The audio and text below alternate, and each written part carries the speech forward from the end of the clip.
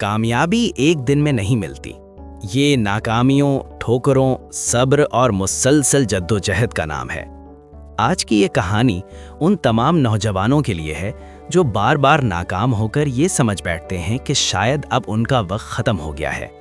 ये कहानी है मुजम्मिल हुसैन गोंदल की, जो साबित करती है कि नाकामी अंजाम नहीं बल्कि रास्ता होती है। मुजम्मिल हुसैन गोंदल का ताल्लुक जिला भक्कर की तहसील मंकेरा के एक छोटे से गांव दरबोला से है। कैरियर के इंतखाब की जद्दोजहद के दौरान नाकामियों और कामयाबियों का सफ़र। एमएससी के दौरान पहली बार पंजाब पब्लिक सर्विस कमीशन के जरिए नायब तहसीलदार के इम्तिहान में शिरकत की थी, जिसमें कामयाबी तो ना मिली लेकिन अपनी खामियों को पहचानने का बेहतरीन मौका मिला। जब मेरा मास्टर्स मुकम्मल होने के करीब था, मैंने मुख्तलिफ महकमों में मुलाजमत के लिए दरखास्तें देना शुरू कर दी। पाकिस्तान नेवी में सब लेफ्टिनेंट के लिए अप्लाई किया और इब्तिदाई इम्तिहान पास करने के बाद मेडिकल के लिए बुलाया गया। ताहम अचानक खराबी तबीयत के बायस मेडिकल में शिरकत ना कर सका। पाकिस्तान ब्यूरो ऑफ स्टैटिस्टिक्स में बतौर स्टैटिस्टिकल असिस्टेंट BS 11 मेरी पहली मुलाजिमत मिल गई। तनख्वाह तकरीबन 8,500 रुपए थी। इस मुलाजिमत के फौरन बाद मिलिट्री अकाउंट्स में सीनियर ऑडिटर की ऑफर भी आ गई, जिसके लिए मैंने पहले ही टेस्ट और इंटरव्यू दे दिया था। मेरी पोस्टिंग मंगला कैंट में हुई, मगर मैंने ये जॉब ज्वाइन नहीं की। इन्हीं दिनों मैंने पहली बार PMS के इम्तिहानात दिए। तमाम मज़ामीन पास करने के बावजूद मैं मतलूबा एग्रीगेट हासिल करने में नाकाम रहा।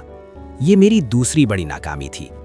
ताहम इसी दौरान स्कूल एजुकेशन डिपार्टमेंट में बतौर सेकेंडरी स्कूल टीचर मेरी तकर्रुरी हो गई। फिर पंजाब पब्लिक सर्विस कमीशन के जरिए सब्जेक्ट स्पेशलिस्ट के इम्तिहान में शिरकत करके इंटरव्यू दिया और साथ ही पंजाब हेल्थ डिपार्टमेंट में बतौर स्टैटिस्टिकल ऑफिसर इंटरव्यू भी दिया। नेशनल टेस्टिंग सर्विस की तरफ से मुनक्किदा स्टेट बैंक ऑफ पाकिस्तान में असिस्टेंट डायरेक्टर का इम्तिहान पास करके इंटरव्यू दिया। इन तमाम इंटरव्यूज़ के नतायज के बाद मुझे school education department, health department और स्टेट बैंक ऑफ पाकिस्तान से मुलाजमत की ऑफर्स मौसूल हुई, जिनमें से मैंने स्टेट बैंक ऑफ पाकिस्तान का इंतखाब किया। स्टेट बैंक ऑफ पाकिस्तान में 4 साल मुलाजमत के दौरान मुझे IMF की वर्कशॉप में शिरकत करने के लिए सिंगापुर जाने का मौका मिला। साथ ही मलेशिया और थाईलैंड की सैर का भी इत्तेफाक हुआ।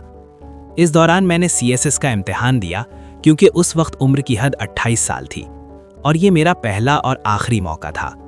बदकिस्मती से अंग्रेजी के मजमून में मतलूबा मार्क्स हासिल ना कर सका, हालांकि बाकी मज़ामीन में 650 से ज़्यादा नंबर हासिल किए। इस नाकामी ने मुझे ज़हनी तौर पर काफ़ी मुतासिर किया और मैंने सोचा कि शायद अब मेरे लिए किसी शानदार मुलाजिमत के मौके ख़त्म हो गए हैं। कुछ अरसे बाद मिनिस्ट्री ऑफ डिफेंस की एक मुलाजिमत के लिए फेडरल पब्लिक सर्विस कमीशन का इम्तिहान दिया और कामयाबी हासिल की। साथ ही पंजाब पब्लिक सर्विस कमीशन के जरिए 2 मज़ीद इम्तिहानात और इंटरव्यूज़ में भी कामयाबी मिली, जिसके नतीजे में मुझे प्लानिंग एंड डेवलपमेंट डिपार्टमेंट में बतौर रिसर्च एनालिस्ट और पंजाब बोर्ड ऑफ रेवेन्यू में बतौर असिस्टेंट डायरेक्टर लैंड रिकॉर्ड्स मुलाजिमतें मिल गईं। मैंने स्टेट बैंक ऑफ पाकिस्तान से इस्तीफ़ा दिया और लाहौर आ गया। प्लानिंग एंड डेवलपमेंट डिपार्टमेंट में चंद माह काम करने के बाद पंजाब बोर्ड ऑफ रेवेन्यू की मुलाजिमत ज्वाइन की। पंजाब के उस वक्त के वज़ीर आला शहबाज शरीफ ने लैंड रिकॉर्ड्स की कंप्यूटराइजेशन का मंसूबा शुरू किया गया था, जिसमें मेरी तैनाती हुई। कुछ अरसा बाद पंजाब लैंड रिकॉर्ड्स अथॉरिटी कायम हुई और हमारी सर्विसेज को अथॉरिटी के मातहत कर दिया गया, जिससे हमारा मुस्तकिल होने का हक ख़त्म हो गया।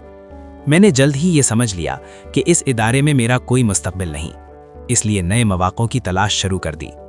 इसी दौरान पंजाब पब्लिक सर्विस कमीशन के जरिए लाहौर हाई कोर्ट के लिए असिस्टेंट रजिस्ट्रार BS 18 की 3 आसामियों का इश्तिहार आया। मैंने पूरी मेहनत और लगन से इम्तिहान दिया और कामयाबी हासिल की। ये कामयाबी मेरे लिए CSS की नाकामी का बेहतरीन मुदावा थी। नई मुलाजिमत में मेरी मेहनत रंग लाई और मैंने 2.5 साल के अंदर डिप्टी रजिस्ट्रार BS 19 में तरक्की हासिल की। कुछ अरसे बाद मेरी पोस्ट को मजीद अगले स्केल में अपग्रेड कर दिया गया। मैं गुज़श्ता 6 साल से इसी इदारे में खिदमात सरअंजाम दे रहा हूँ और मेरी जद्दोजहद का सफ़र ताहाल जारी है। मुजम्मिल हुसैन गोंदल।